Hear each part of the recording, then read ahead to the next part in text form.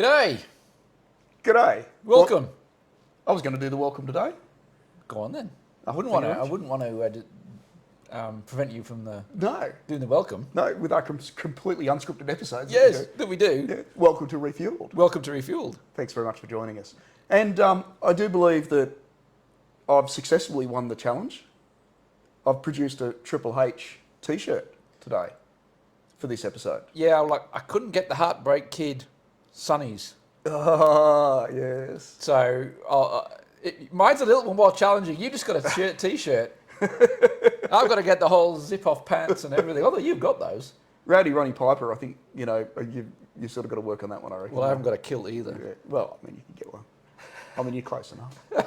I mean, you're from far up north, somewhere in the England countryside, aren't you? You need to watch last week's episode if you haven't, to wonder what the heck we're talking about. Yes.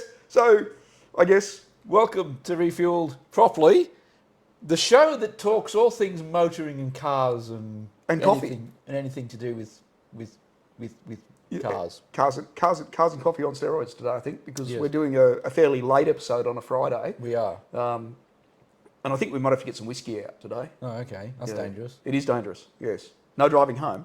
But anyway. Yes. Just drinking, no driving. Drinking, no driving. Yeah. So what's on the agenda this week? Well, I think we certainly picked the Andretti F1 story last week, didn't we? Well, we preempted it, didn't we? We did. We said that. Well, it was inevitable. We said that it was inevitable that he would join F1, and then I think a day later They said we're joining F1. they said we want to join F1. Yeah, that's it. So it hasn't obviously it hasn't been officially ratified or anything like that, but I know F1 have basically said that it's silly not to have an American team, and that they've put it out there for Andretti to come in. They want more teams, but I think what's happened is the European teams have basically cracked a nanny fit. Yep. And said, well, we don't want that, even though they're getting $200 million to divide up. It's not enough money now, because money was decided ages ago, so not obviously this year.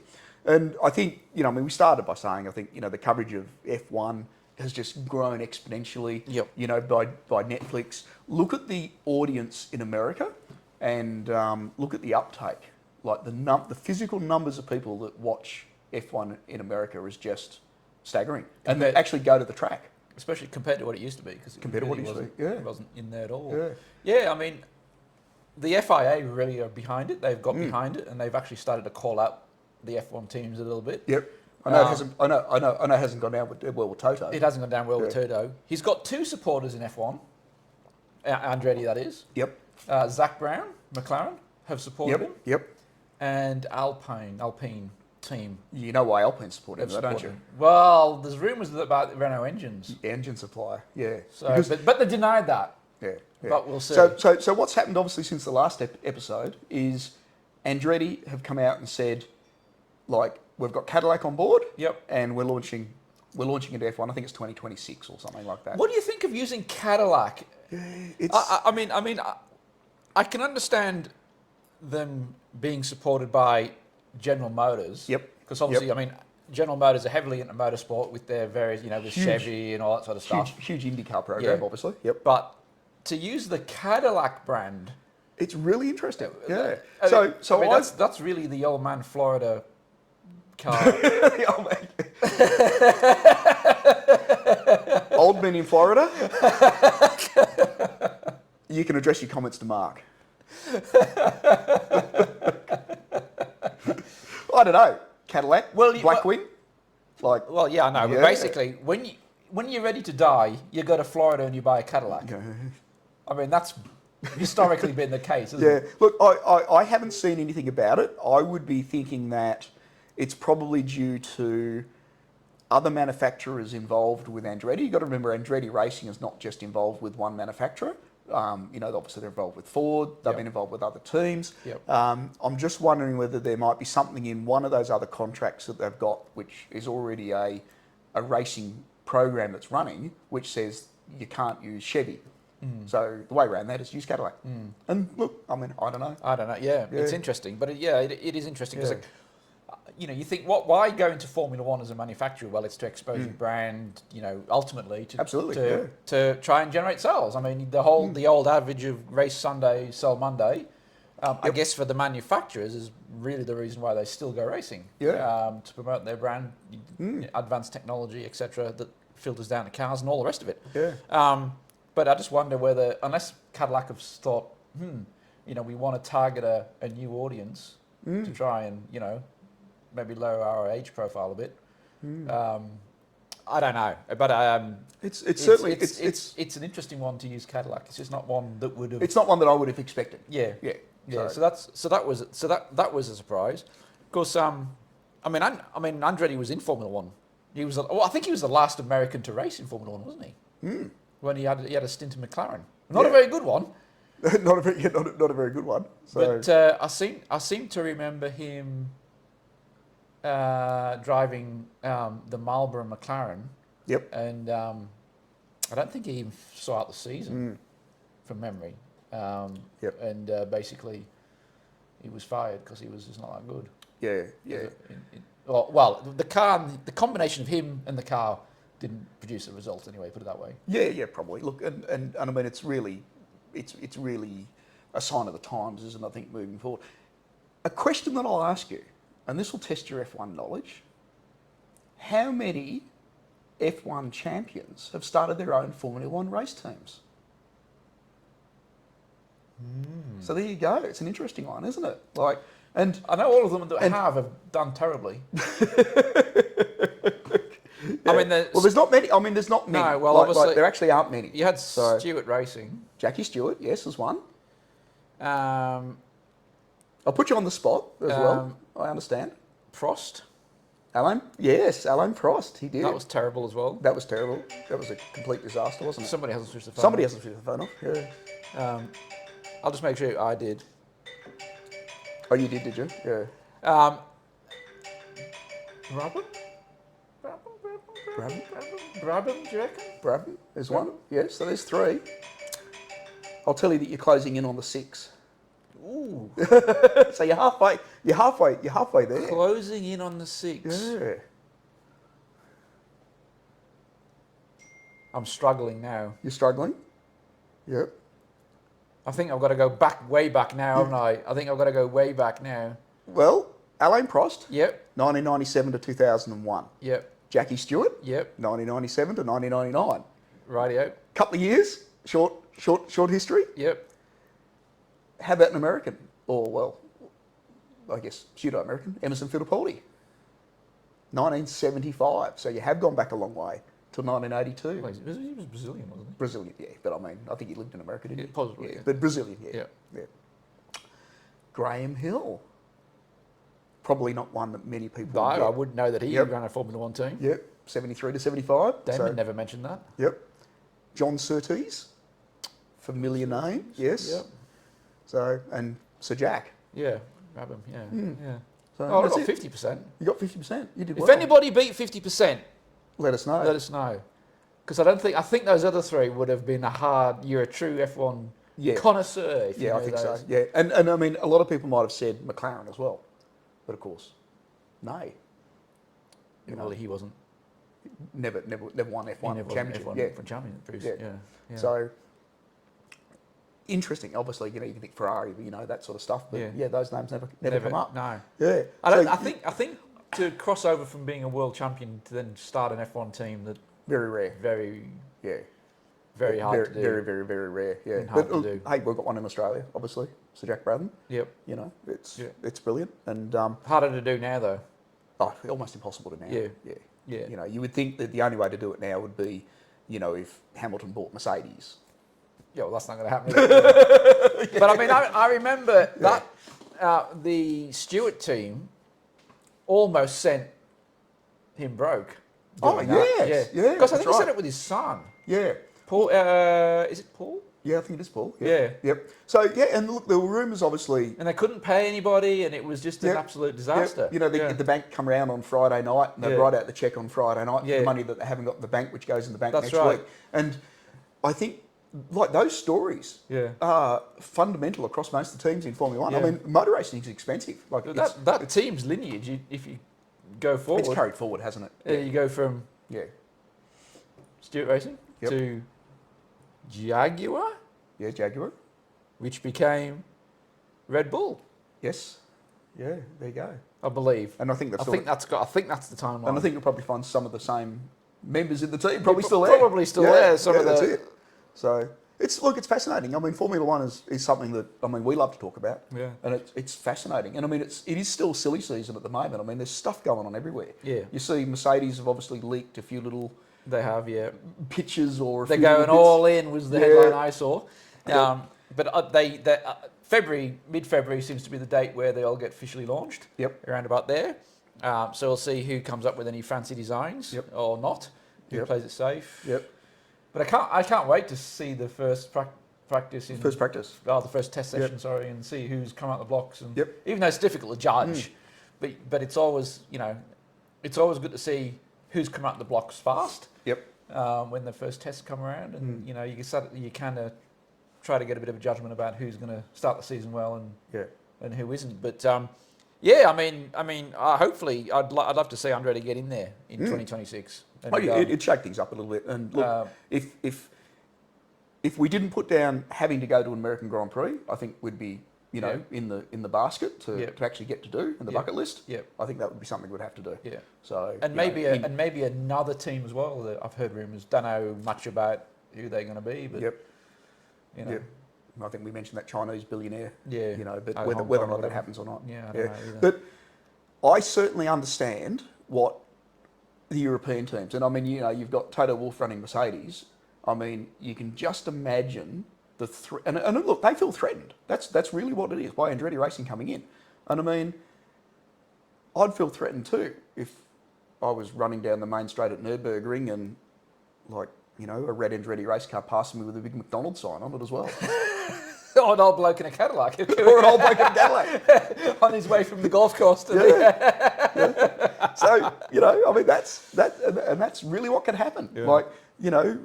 They've certainly got the power and the might to come into F1 with great force, and good luck to them. I reckon it'd be great. Shake it up. But it'd be an all-American team. I think they'd have what's his name? The one that... It is. The IndyCar driver who was trying to get a seat but he didn't have enough super points license. Yes, on his license. correct. Yeah, so it's coming. Yes. Yeah. So it'll probably be an all-American team. Yep. Which will mean that it's inevitably crap. I don't know. Yet to be seen. We'll see. We'll see. We'll see how they go. So. I don't think you can underplay. In all seriousness, though, that was a joke. But in all seriousness, I don't think you can underplay how hard it is to start an F1 team from scratch. No, God no. But if anybody's going to do it, I mean, you've got Chevy. I mean, you've got Chevy with IndyCar and you're going to do racing. Yep. So if anybody's going to do it, they will. Yep. And look, if you don't, I mean, they won't say we're going to come in and win the first race. They won't come in and say we're going to win a championship in the first season. They're going to put a 3 or 4 year program in place. And, I mean, I think that's what most teams have done. Yeah.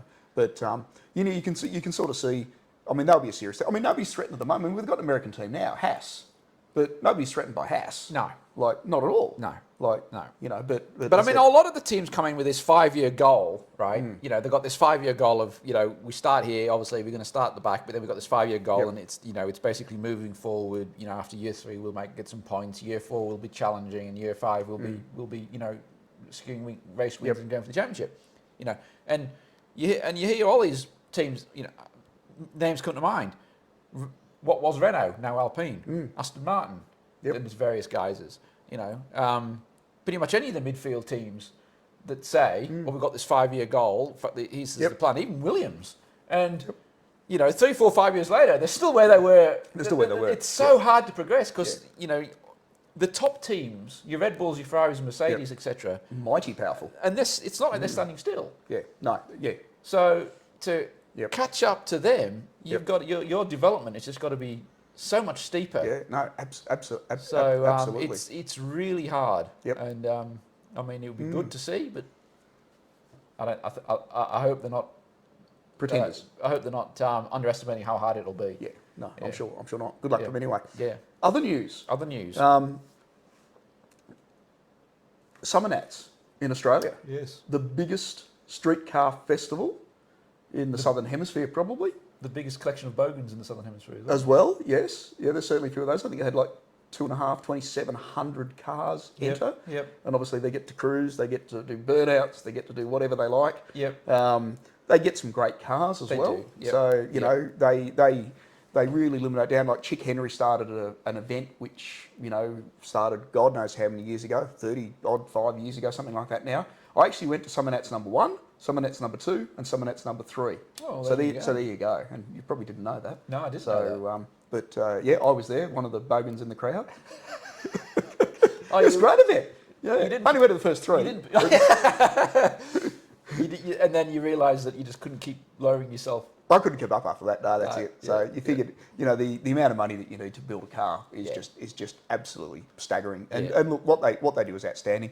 Obviously, you've got Maguire's Auto X in Sydney, which they run every year for the quality show cars, and then you've got the Summer Nats, which attract, you know, as I said, like, you know, almost 3,000 people, almost 3,000 cars, like this year, and a lot of the public are up in arms, obviously, about it. A lot of the Canberrians, you know, don't like it, but it has to bring money in. Yeah. It seems to be quite well run. You know, you get the odd bit and piece that doesn't go according to plan. But you know, a lot's changed since I've been. And I'd go again. Like, I've got mates that went this year as well. So I just hope these sort of things can keep going, because there's a culture shift, isn't there? There is a culture shift. You know, where we become the minority because we're interested in cars. That's right, and we're seen as hoons is Australian term for you know, people who just like cars, basically. You know, hooligans. You know, so anybody who drives even remotely, I won't say speeding or anything, but you know, if you're doing 61 and a 60, you become a hoon. Like, you know, so you get this label. And I don't know, like we're trying. The society seems to be trying its best to, you know, get rid of car enthusiasts. Yeah, oh, absolutely, yeah. And look, what I think about like Summer Nats, like about any car show in general, is it brings out the people that are actually dedicated and actually love it. And look, it is a sport. It's gone beyond really that of just being a bogan weekend. You've got hundreds of thousands of dollars worth of art on display, and that's really where it's got to at that upper level. And I mean, they're fairly serious, right, with what they do. So Summer Nats is good because they run like judge categories where they do like a concours judging style of thing, and they also run a grand champion. So where the grand champion's got to participate, you know, and you've got to participate, you know, in the driving events and those sort of things as well. So and get the points. Incidentally, Porsche. An old 911, I think it was a 75 Porsche 911 SC, won Grand Champion and picked up the Chick Henry Memorial Sword. So, yeah. Which That's not what I would expect. Not what you'd expect, You'd always think of some kind of Commodore, you know, some sort of muscly type car anyway. You know, you always associate that with, you know, come out, you know, you know, something, some Holden or something. So that was a car built, you know, obviously for show and everything else, but also built for go. And I mean, and that's really what the Summer Nats actually does. It's more than just a static car show, which is what a lot of people find, you know, really, really entertaining about it. They also had then obviously the judge section as well, you know, where I think they bring it down. You know, they used to run the Summer Nats top 20, but I think it's run out to about 35 at the moment. And they had a HQ Statesman, like, which won that, you know, twin turbocharged dart block, you know, absolutely stunning. So, you know, brilliant. Howard Astle, great Ford, you know, he's been previous champion there as well. Howard Astle took an XC coupe, which was built for one of his customers. There's a whole series on YouTube about that as well, if you're interested. And that was absolutely stunning. And, you know, he won People's Choice. Right. So, you know, and then diagnosed obviously why he didn't do it. But Owen Webb's involved. So, I mean, all these great names from the Australian car industry that have been around for, you know, 30 and 40 years are still involved with Summer Nats. And I reckon that, you know, it's a fantastic event. And good luck to them. Okay. So, yeah. So another one that we could go to on some stage. Take you down to that as an English bloke. Show you what true Aussie boganism is like. Yes. I'll have to buy a dunny door, especially for the event. You'd have to buy a dunny door for the event. Yeah, that's it. Yeah. we got off F1 just a little bit early. Oh, did we? Yeah, we didn't finish it because Have we got to backtrack?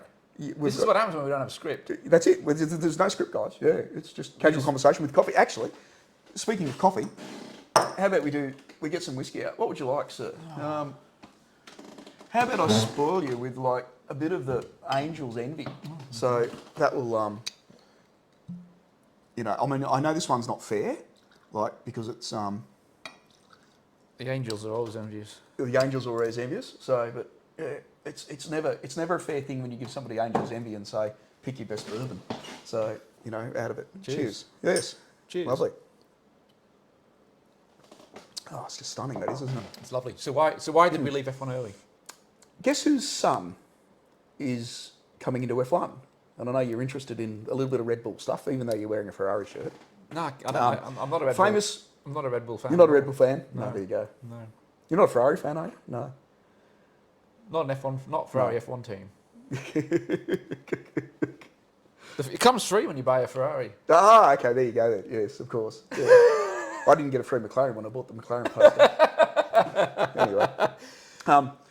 Famous name, back into Formula One as a son, going into the Red Bull development driver program. Okay, give me a clue. I don't know the answer to this. I've not seen this.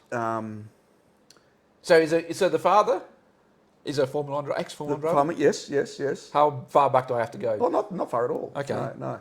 It's yeah. I've never said Juan Pablo. I mean, you'd probably get it straight away. Montoya? Yeah. Yes. Well, I mean, there's no other way to give it away, really, is it? Like, okay. You know. Well, you could have given me a little bit of a clue. I could. Oh well. I mean, yeah, I know. It's a bit hard. So, son of Formula F1 driver Juan Pablo Montoya is going to join Red Bull in their development program. Okay. Yeah. Wow. So father-son combination. So Another one. Yeah. Very interesting. He was an interesting character. Juan Pablo was. Yes. Do tell. Oh no! Well, he was. See how many other complaints we can get. He was fast, Mm-hmm. but I think he had a bit of.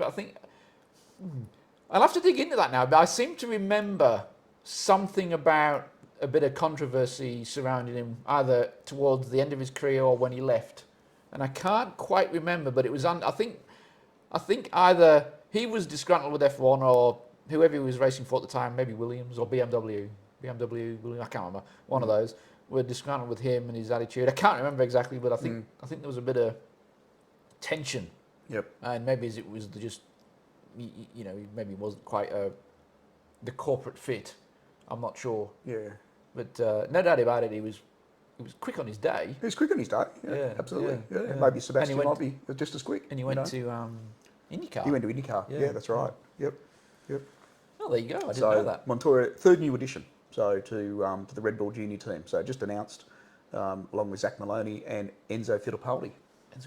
Another name. See? Yeah. It's almost like a bit of Jackie Stewart, isn't it? Pulling all these young drivers and keeping the ones you want. Yeah. Well, I wonder if he's going to be another Jos de Vos's son. Yes, I don't know. Another Verstappen. Yeah. I mean, that's what Red Bull do, though, isn't it? It is. They bring up young drivers. Bring up new drivers. Yep. And generally speaking, they've eventually end up in Red Bull. They've actually done pretty well in the F1 team. You know, they go through to the second team, whose name was just completely gone. That team, and then they go to the F1, the full fat Red Bull team. Yep. So, what news have you got for us this week, Mr. Palm? Well, you know, I like to talk about BMW now and again. Yes, always. No hat on this week, I see. No hat on. Have you seen the BMW Dee? Is that the new electric? And you haven't precursed this, have you? No. It's the new electric BMW. Well, it was their concept car. It glows in the dark. It does all sorts of things, but oh my gosh, this thing has got more technological wizardry than anything I've ever seen. Right. Okay. So better than a Tesla. Well, with the exception that I don't think it farts. Right. Okay. But it really does. It is really like an emotional, artificial, intelligent, thing. Right. Okay. That looks a bit interesting. So it's a concept car, a pretend car. Is it going into production, or is it just? So it's a concept car, But obviously, what the boss of BMW said is that it could potentially form the basis of their electric cars going forward, in the mid-2020s. So instantly, it's going to be it'll form the basis for the new 3 Series going forward, for example. But some of the things that this comes with is interesting. Okay, but it doesn't come with the farts. Doesn't come with the farts. Right. But it can smile. Right, okay. So it's got the front and it can kind of basically judge how you're feeling and smile or look sad. Okay. It can change colours. Yep.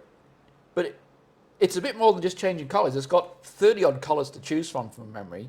But each individual panel can change colours all independently. So you can have, you can basically pick and choose any colour scheme at any point in time. It's a bit like you might Ken Dunn artwork sort of car. Yeah, so you might want your roof yellow, your bonnet blue, your doors red, you know, and all that sort of stuff. Yep. That'd be great in states where they obviously get heavy into the marijuana, won't it? That's right. In America.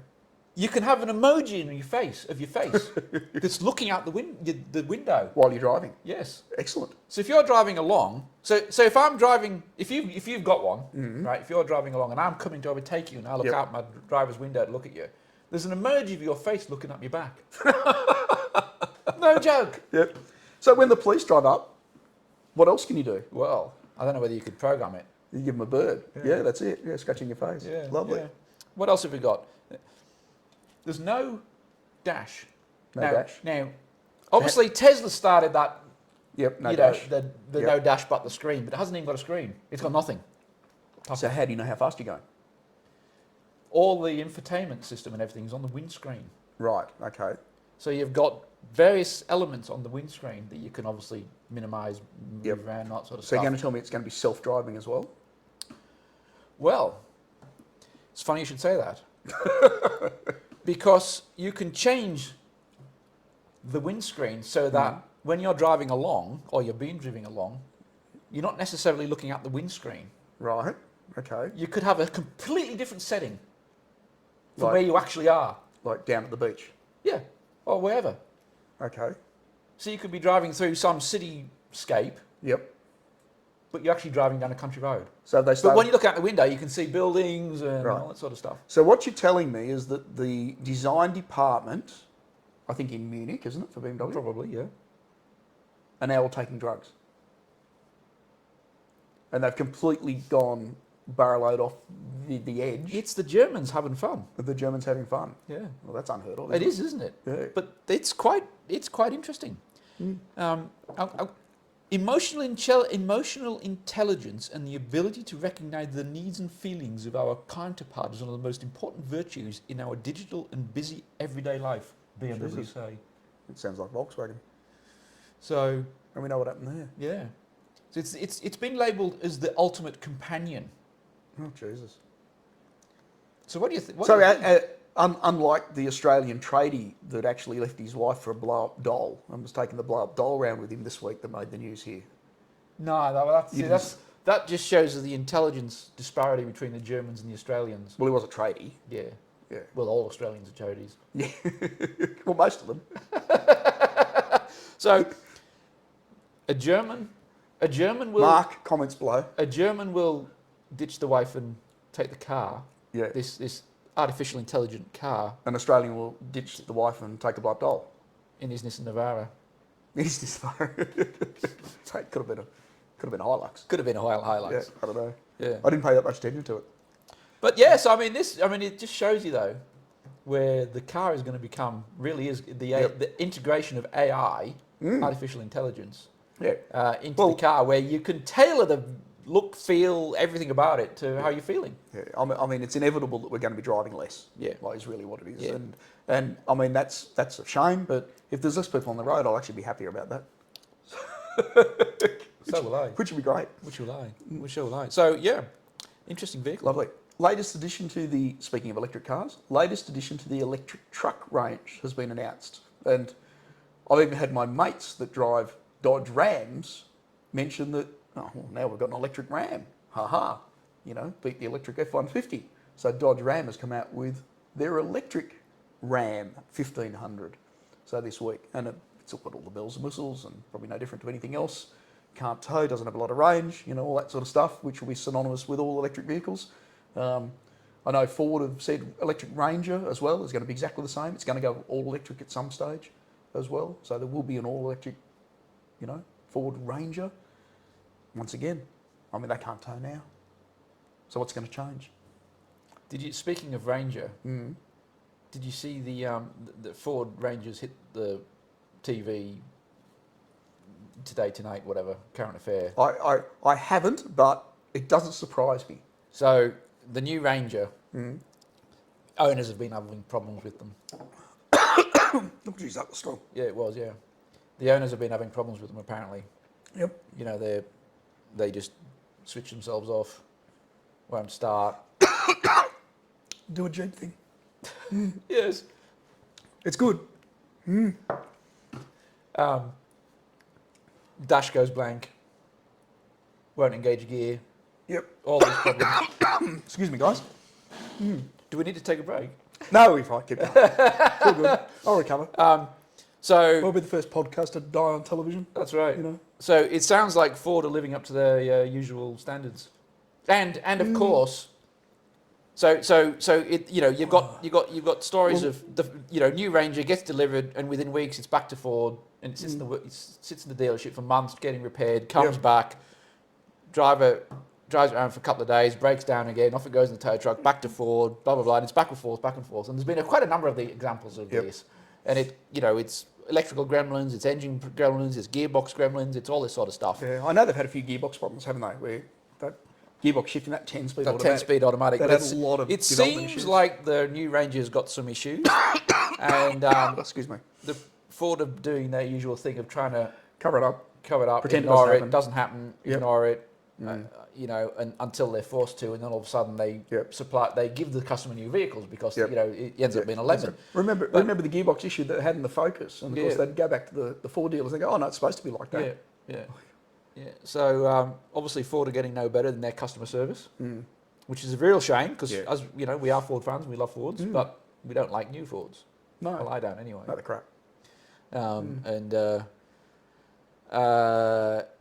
We've talked about the Ranger between ourselves, but we've never really talked about it on the podcast. Yeah, the new Ranger. In Australia, trucks are, best-selling cars. Hilux and the Ranger sort of, vie for top spot. New Ranger come out. I mean, it's very popular. It's been raved about, all that sort of stuff. Well, it's for sale in other countries as well. I mean, you get it in America, they get it overseas, and it's a three-quarter size truck. We don't like the look of it, do we? I don't. No. I don't either. No. I didn't like the look of it when I saw it in the media, and obviously seeing it in the flesh, it's still quite ugly, and I think it'll date really quickly. There's three things I don't like about it. So it's from the front, it's from the side, it's from the back. The front looks like it's half done, looks like it's just full of plastic. And the front, I don't like the elephant ear look. It's got like a Dumbo look from the front with its lights like this, and those lights don't suit the Ranger. No. I know they've taken it from the F-150, the F-150, but F-250. It just looks wrong somehow. It looks like a dumb elephant. Yeah. And it's because they've tried to scale it down to keep that universal world Ford look. Yeah. But it's come off a big vehicle. Yeah. So it's come off a full-size truck. Yep. And they've scaled it down to a three-quarter size truck and tried to keep the same aspect, and it just doesn't work. From the side, if you looked at it from the side, and especially towards the front, there's some squared off angles that look a bit disproportionate and look weird. Yep. And from the back, the lights don't look right. The tail lights are weird as well. They don't look right. Yeah, I know. Yeah. And it's got that indent on the bottom part of the which is tailgate. Which is once again it's an old F-150 trait. So they put that in where it never had it before. Yeah. And cobbled together, it just doesn't look right. No. Whereas the last of the previous edition, the last update that they did, I actually didn't mind the look of that. I thought that looked okay. And it was actually sleek. When you put the two together, I almost still prefer the look of the... I'd take the older one. The old one. Yeah. Now, the new one might be... Even though you've got the new engine in the new one. The new one might be, fundamentally better to drive, obviously the interior, all that sort of stuff. But just visually, and we're talking about now, just from the outside, and everybody's, looks, personal. But you see a lot of them on the road now too. From the look of them. Yeah. Don't know. It'd be interesting to see how they sell in America as well. So now they've gone on sale over there too. But not good start when it's hit the mainstream media about all the problems that owners are having with them. Yep. which seems to be happening a lot with Ford at the moment. And I think they've been having problems with the marquee. I remember reading stuff about that. It's had quite a few. I don't know what the F-150 Lightning's like from an electric point of view. Whether there's been any reliability issues there. Yeah, look, I think it's been reasonable. I think the range is the biggest issue in the F-150 Lightning. I know it's won awards now for best electric truck. F-150 has won obviously the award for best-selling vehicle again, like in America. So it's it's nuts. Like Americans love their trucks. We love our trucks here. Like we love dual cab utes here, and Americans love their trucks. I mean, it's really the same thing. Apart from the size. Apart from the size difference. Yep. Well, for some, obviously, bigger is always better, as we know. Although we're now starting to see more and more American trucks in Australia. We could talk about things we saw on TV too, but I won't because, there you go. So this is YouTube. This is YouTube. This is YouTube. No. Yeah. Not that other tube. Not that other tube. Yep. I'm just speaking of electric trucks before you change the subject. Yep. I suggest. I'm not going to change the subject, by the way. I know I might have mentioned this. If the Cybertruck comes out this year, which it's supposed to, and I know it's been delayed lots and lots. And we spoke about this. We can't order it in Australia, so we don't know what's going to come. We're never going to be able to order it in Australia. Who knows when this backwater's going to get anything. But if the Cybertruck comes out this year, and if it delivers on the promises that it's supposed to have, then all the other manufacturers may as well just go away and shut up shop. Maybe. That's what I say. Yeah, maybe. We'll wait and see. Yeah. We'll wait and see. Because, just the Ford, take the F-150 Lightning for example. Yep. You hitch something behind that range, like 100 miles. Yeah, I know. Yeah. They're working on it. They have got new battery technology coming out for the F-150. It has been announced. It is coming. So they might get an extra 30, 40 miles. Whoa, big deal. Whereas you could buy a Cybertruck and tow like 350 miles. Maybe. Well, yet possibly. To be seen. Yeah. I mean, if their Cybertruck's going to be anything like their Tesla Semi, though, you have seen the images that have gone around Twitter and Facebook and everywhere about the Pepsi endowed Semi on the back of a pickup truck, haven't you? On the back of a tow truck, because of course it's broken down. I mean, that didn't take long. I didn't actually see that. No. Couple of weeks. Well, so how did it break down? Well, we don't know. But obviously on the back of a big American pickup truck with a big American flag down the side of it, Well, maybe it was just being delivered. Well, some say that could be possible, and others say that it's a reflection, obviously, of a truck that doesn't work properly. But we don't know which one it is. But we really don't know which one it is. No, so it could be. So all we know is that it's been towed by a tow truck. That's it. Right. Tesla haven't said anything, but then they don't say anything anyway, do they? No. Like they're not going to say our trucks are broken down. I mean, I wouldn't say my truck's broken down. So, but presumably, the truck with the American flag that you're talking about has towed a diesel truck before because it's broken down as well. Well, that may be possible as well. Yes. It wasn't just invented to tow electric trucks. No, it wasn't. No. So it's just a reflection on your start to the Cybertruck comment on how great it's possibly going to be. It's just that the Tesla Semi's broken down and it's only getting going for 2 weeks. It's fashionable to pour shit on the Tesla truck because of what it is. Yeah, that's it. Yeah, it's fashionable to do that, and I think we'll get a lot of people do that. So we may as well jump on board. You know? So yeah. So 2 weeks into the the PepsiCo ownership, and the images are surfacing of Pepsi, Tesla, Cyber trucks getting towed around on the back of trucks, but you know what I mean. Yeah. Getting towed around. So yeah. So there you go.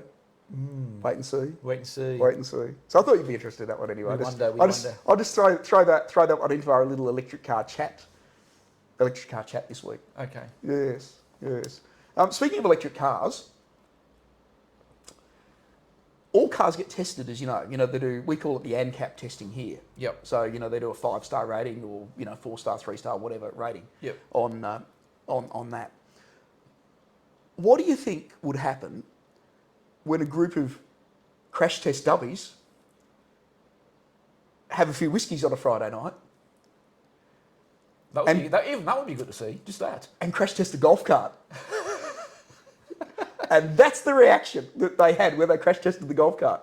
So, basically it scored 0. Yes. So now... obviously there's no structure. There's no structure at all. There's no doors, window, roof. No. Airbags are missing. So what it shows is there was a complete lack of respect for the crash test dummy. I mean, they have rights as well, surely. Well, they have the right to crash. They have the right to crash. Well, at least they went out. At least they had a whiskey first. Yep. So, every aspect, I think, of the ANCAP, what we call ANCAP, every aspect of the crash test safety thing, like, the side impact protection, the front protection, the collapsible steering wheel, like, complete failure on everything. Complete failure. Yep. Now, the only thing I'll add is how many people live on the Gold Coast and drive around in their golf carts. Well, and Florida. And Florida. Yeah. I mean, they all drive Cadillacs now, don't they, you said? So, well, yeah, it depends where. Well, they drive the carts in their little retirement village. Yep. But if they want to go outside of there, they want to go to they get in their Cadillacs. Yep. So basically, the golf cart has been rated as very poor, and showed severe signs of life-threatening injuries. How fast was it going? Standard speed, I think 35 miles an hour. Yeah. I didn't know the golf cart could go that fast. It might have been propelled. The back of a cannon or something. Oh dear. So So I mean, look, I guess the reason for it is it was really interesting. I mean, and they had a bit of a chuckle obviously when they did it, but in some states, golf carts you can drive, and not states in Australia, as far as I'm aware, but you can drive them in some states on the roads in America. There you go. I've seen the like the luxurious versions of the golf cart, if you like, because you get your normal golf carts that you see on a golf course, but then when you see the ones that are zipping around in the, these estates or what have you, they've got like the alloy wheels and the mags on them, the mags and the timbered walnut dash, the red leather seats and all this sort of stuff. You get the custom golf carts. I mean, so I think the whole test ended up by saying that drivers of golf carts should avoid large stationary objects. Should avoid crashing. Should avoid crashing, yes. But it was a complete write-off. So there's a way to have fun on a Friday afternoon with a golf cart, apart from around the golf course or at Hamilton Island. Yeah. Because of course they're prone to tipping over as well. It depends how fast you get around the corners, I guess. Yeah. And what sort of slopes you go on. Yeah. Yes. But there's no shortage of videos of those on YouTube. Golf carts tipping over. Yeah. Wasn't the only crash that we had this week. So how would you like it if you took your car down to the mechanic and you had your car given back to you completely written off? Well, I mean, it's not even given back to you. It's basically you got to pick your car up and, it's down the impact. It's in the bin. It's in the bin. Yeah, that's it. So 1997 Toyota Supra. Oh. I think it was in Colorado. Oh, so one of those classics. Yep. So it just so happened that there was somebody in a car nearby with a phone, and they were actually, filming it at the time. I mean, I don't know why you would. You don't know whether it's set up because of that. And it drives down the road, and you see it accelerate a little bit, stepped out sideways, and just barrel rolled straight down and across the road. And it was the mechanic that was driving it, of course. Ow. Not the owner. So violently rolled down the road.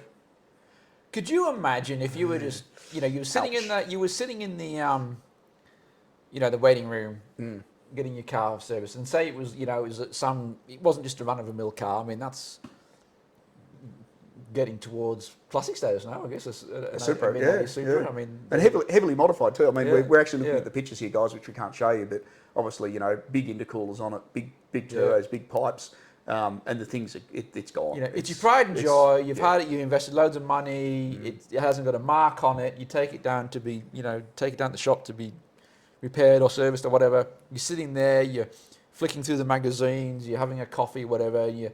And you see your car being reversed out of the bay for a test drive. It sets off and crashes straight into something and written off. Could you imagine? Yeah, I'd be most unhappy about it. Yes, especially that.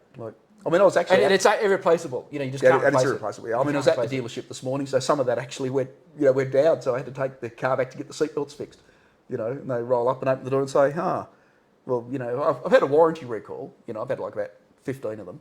So, you know, and eventually they might sort of, you know, I mean, the last time I got a warranty recall after about, you know, 15 of them, they send you back and say, well, if you don't come back and do the warranty, we're going to cancel your registration. So I thought, well, I better actually do it, take it back. I mean, they're only seatbelts. I mean, No, you don't need them. And of course he looks and says, oh, well, this seatbelt's been fixed already. So, but the other one hadn't. So they'd already fixed one of them previously, and then they hadn't done the driver's side. So I would much rather have done the driver's side, not the passenger side. Like, who cares about the passenger? So there you go. Anyway, so seatbelt fixed in the car now as well, which is good. So because I think I made mention of that a few episodes ago, where I kept having the warranty recall letters. So I finally got back to taking it back. So yeah, well done. So which is good. Yeah. So how's your car going anyway? We haven't spoken about your car for a little while. So it's the green Meanie. It's going good. Oh, it's fine. As I say, it's running champion now. It's fine. Yep. It's lost its noise. It's lost its noise, so it doesn't fart either now.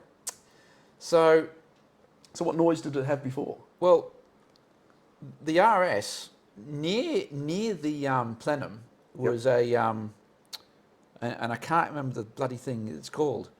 I did remember and I've forgotten now, but it pushes the noise back into the cabin. Oh, okay. So which is factory. Which is factory. Right. Okay. Yep. With the new plenum, it was just rubbing, so they had to blank it off. Oh, okay. So inside it's really quiet. Right. Still sounds the same outside. Yep. But from the inside, it's completely lost the noise. Okay. So is it better or worse, I guess? Well, it's probably worse. It's probably worse. You like the noise? Because you like the noise. Yeah. So you're going to be one of these people that buys an electric car that has the sound pumped into the interior so that you can actually think that you're driving a V8 when the outside of it looks like a Model 3. No. Okay. No. I'm going to have the warp. Ah, you're going to buy the Hellcat version. I'm going to have the warp speed noise. The warp speed, okay. The Hellcat version with the fans. I want them too. Yeah. But other than that, car's going good. Okay. I might sell it. You might sell it? Okay. I don't know. Think about it. There you go. I don't know. Keep moving around about selling it. Anybody in the market for a green RS? Comment below. Yeah. I guess. Yeah. Absolutely. Well looked after. One owner. Well loved. Yeah. Well, extremely well loved. Extremely well loved, yes. Pampered to buggery. Only minor engine blows up, you know, that sort of stuff. You would never know now. You'd never know. It was only the plenum at the end of the day. Yeah, and cosmetically fixed. Fixed.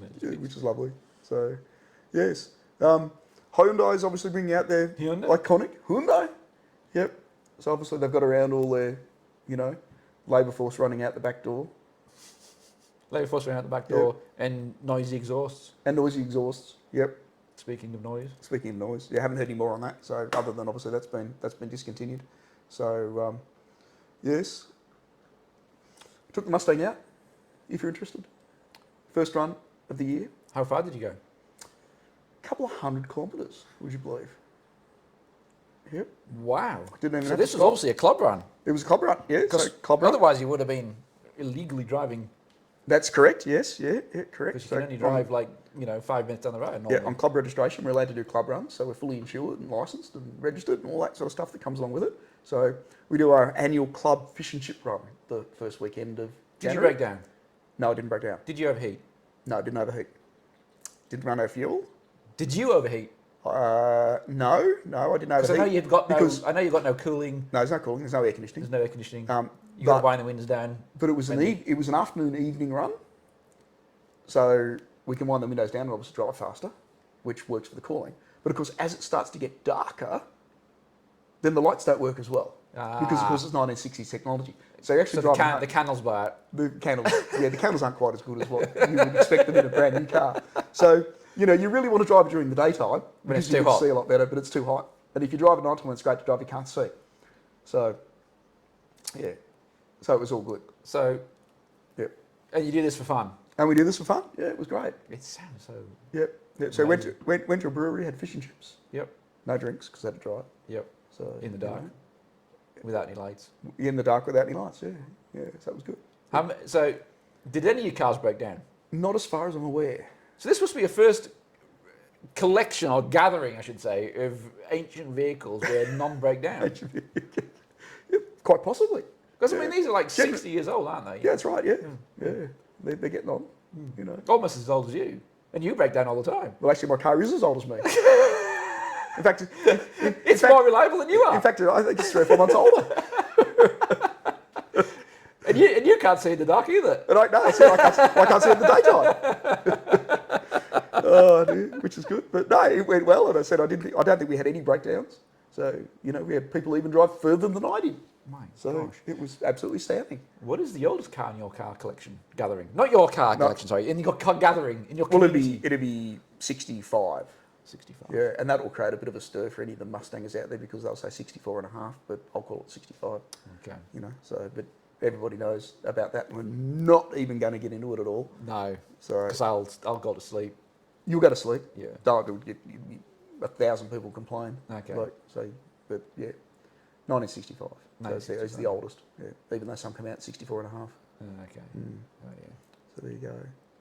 And we have a few of those. We've got a few guys with 65s, so and early ones, which is good. But yes, very good. That was it's been a good start to the year actually. So you know, having the car out and getting a bit of drive, which is lovely. Always nice to do. So let's take a run up the mountain at some stage. I'll schedule a run up the mountain at some stage. We'll have to do a podcast live from the. Yeah. Well, in actual fact, we've got the club concourse and All American Day coming up in March as well. Ah. You can't come because you don't have an American car. Yours is sort of like German/English/. English. I got an English, and I've got an English, and I've got a German. Yeah, no American cars. Oh, you can't come. Cars. Sorry, done. Unfortunately. Well, I'm half owner of an American car. Yeah, true, I guess.